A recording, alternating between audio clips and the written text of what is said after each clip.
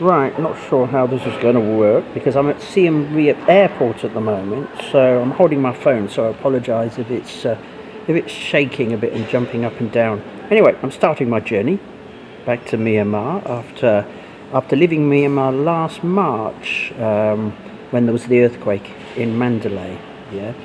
As I said in my last video, the reason why I initially went to Myanmar was because someone suggested I go and become a teacher. And I wasn't a teacher, but it seemed at the time a good idea because of the pay on offer as well, and to get me out of my rather bad situation in Thailand. Anyway, when I first went to Myanmar, I got a job at a school and in Yangon, in the capital, the old capital city of Yangon. And I thought, well, this will be okay. I'm going to be teaching English to some teenagers, you know, and it'll all be okay, and everything will work out well in the long run. So I got to the school on the first day of teaching, and I said, okay, you know, where's my class of students, assuming I'm going to be in a class of maybe 14 or 15-year-olds teaching them English as a second language.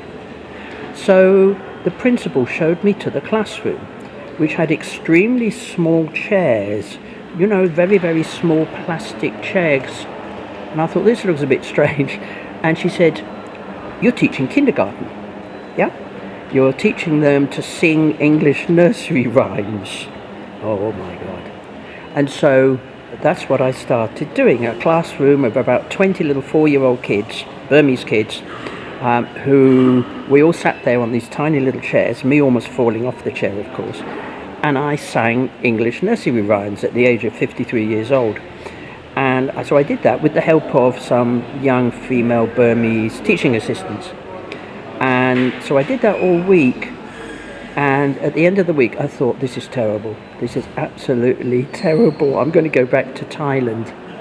But then I considered what I might be going back to in Thailand, and then I thought, well, hang on a second, I'm getting paid a whole load of cash for this job.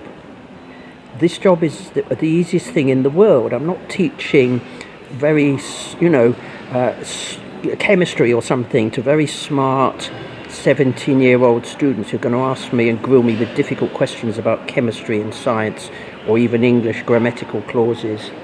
I'm singing nursery rhymes to a load of 4-year-old kids who are wonderfully, and obviously at that age, great fun. I've got some very nice young female teaching assistants to help me to do my job. What's not to like about it? Yeah? And so I stayed and I stayed teaching kindergarten and then teaching primary, lower primary grades. And basically I stayed teaching those age groups for the next 15 years. Occasionally teaching science or history, world history, to secondary grades. But I was such a hit with the younger kids because I think I'm a bit mad. And young kids like crazy teachers. Yeah, so it makes the class more enjoyable.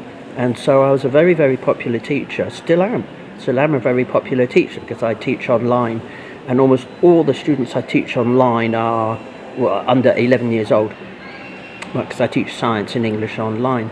And so that's why I actually stayed teaching in Myanmar, because I found it a very enjoyable, very well paid, you know, comparatively for the area, job. And I stayed there for so many years. Now that was me teaching for a salary in the international and private schools, but that's not what changed my life. And what changed my life is a visit I made in Yangon, which I'll tell you about in the next video.